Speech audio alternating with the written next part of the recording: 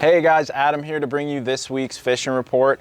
First and foremost, guys, we have just about a week until our white perch open on Sunday, August 2nd. I'm wearing the 2026 shirt right here. Got this pretty chartreuse, because if it ain't chartreuse, it ain't no use. Now, let's get right into this fishing report. I guess we'll start off with white perch since that tournament's coming up. Way better than last year, guys. We are finally having some good white perch fishing in the shallows, in the creeks, where we want them to be. Throwing stuff like just your little sabikis with grass shrimp on them. You can put grass shrimp under a float. That's pretty hard to beat for your perch. And also just your regular old perch pounders. This is a time of year where they're gonna hit a faster moving bait, something bright colored that gets their attention. Remember guys, they are just mini rockfish. So they'll be in some of the same areas. You're gonna wanna look for some shade, some docks, some rocky points, some grass. Areas where people have been getting them in the Severn has been pretty good. The mouth of the Severn, the Magothy has been pretty good as well. I've heard good things from the Chester. I've heard good things from the Bay Bridge pilings, the mouth of the Patapsco. All of your wrecks and reefs, the perch are here and they are biting. So make sure if you guys want to do a little pre-fishing, you get out there this weekend or this week. Moving on to rockfish. Not much different from last week, guys. It's mostly your early morning and pre-sunset bite. Sorry. The midday bite is still tough. You've got that midday heat. We did have a little bit of a cool down the past couple days, so you might find that morning bite extending an hour or two. And same thing in the evening, you might have it start an hour or two early. Top water is pretty hard to beat. We've got all different sorts of walking baits, whether it's, you know, a chugging spook, a one knocker spook, a spook junior. They all work good. Poppers are gonna work good too. If they're not committing to top water, you throw a jerk bait at them, throw a little 3-inch paddle tail at them. But people have been getting rockfish in a whole lot of places. The Bay Bridge has been pretty good. Live lining is really the best thing right now at the Bay Bridge, just because the amount of people that are fishing it and, you know, seeing a 5-inch chartreuse paddle tail fall in their face a million times, a live spot can really be effective there. Same thing at the remnants of the old Key Bridge. Guys are doing pretty good live lining spot. If you want to go through artificial, there's a whole bunch of shallow water places where you can do that in the morning or in the evening. In the Patapsco, the Magothy, the Severn, the Chester, Thomas Point and Thomas Point Light, the mouth of the Potomac, the mouth of Solomon's, all of these places have been really good. On the east side, Poplar's been good, Eastern Bay's been good, mouth of the Chop Tank. All these places that normally are gonna hold rockfish have been good, but you gotta hit them in those morning or those evening hours for any chance at some sort of consistent bite. Moving on to catfish up here in the upper bay and up some of your rivers a little bit. The blue cats really slow down in the summer. I'm not hearing too many things about them, but I am hearing some good reports of channel cats.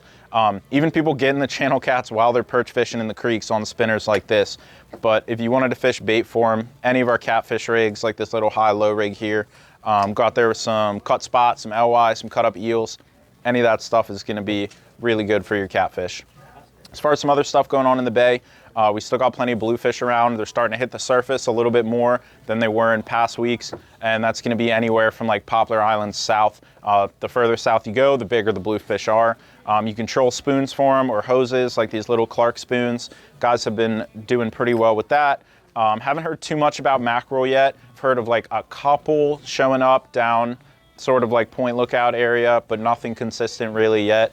And as far as bull red and cobia go, again, sort of the same zone. You can find them anywhere from like Sharp's Island Light all the way down to the mouth of the bay.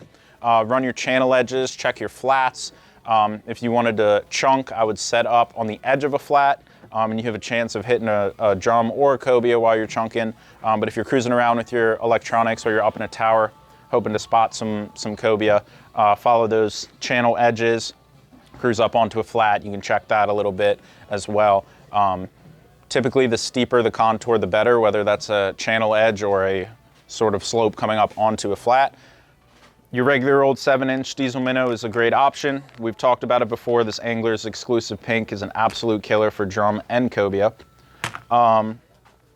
Moving on down to the coast, the offshore bite is on fire right now. We've got some bluefin and some mahi midshore, and offshore we've got yellowfin and tilefish and mahi and marlin and a whole bunch of life. So make sure you guys are getting offshore this weekend. The weather looks really good, so don't miss out on that.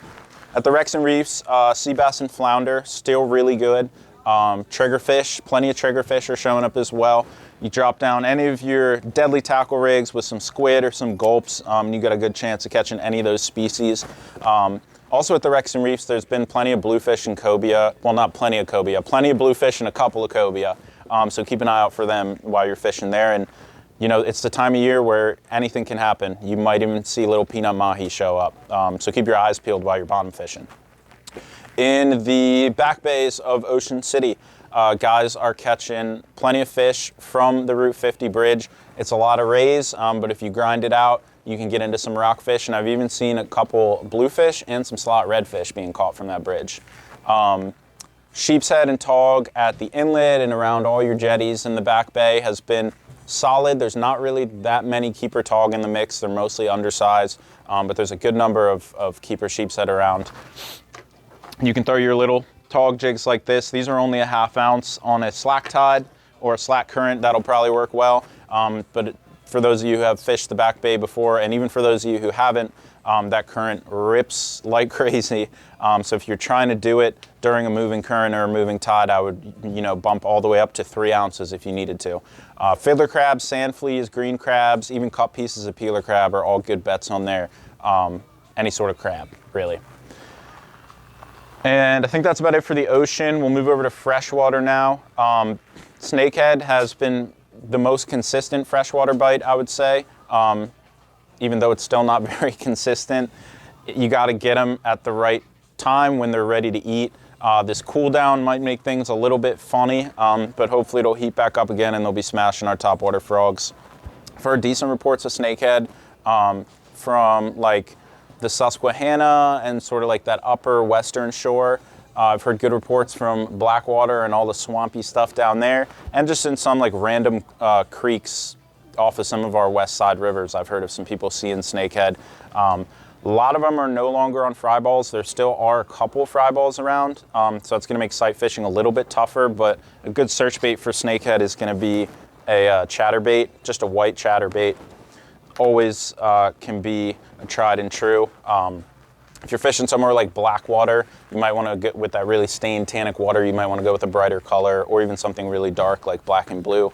And don't forget your topwater. This cool down might make topwater weird. I'm not really sure. We'll see how it goes this weekend, but definitely, you know, keep them frogs and the mice still in your tackle box.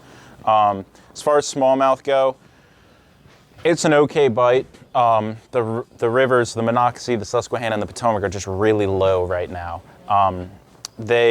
After the little bit of rain we had this week, the flows picked up and we got a little bit of stain, but they're right back down, which makes good conditions for wading, but it sort of confines fish to deeper holes and pockets and things like that when the water's that low.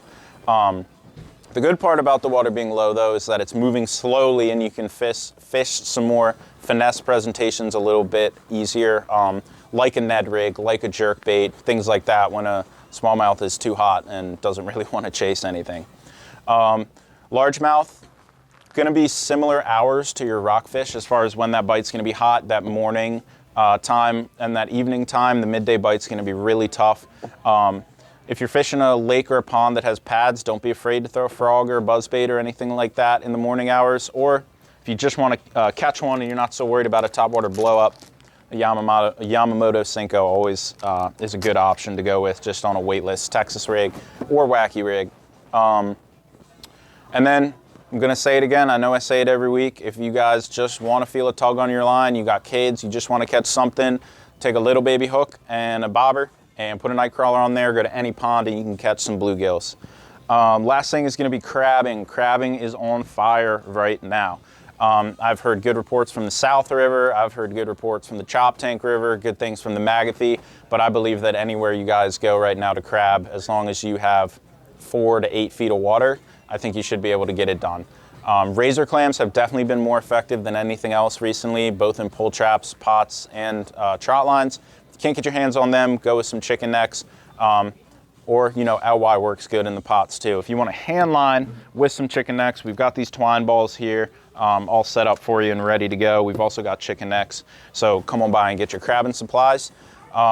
So that's it for this week's fishing report. Remember, guys, sign up for the White Perch Open. We'll drop the link in this video. You can go to the link in our bio, or you can just go to our website, and we look forward to seeing you all next Sunday.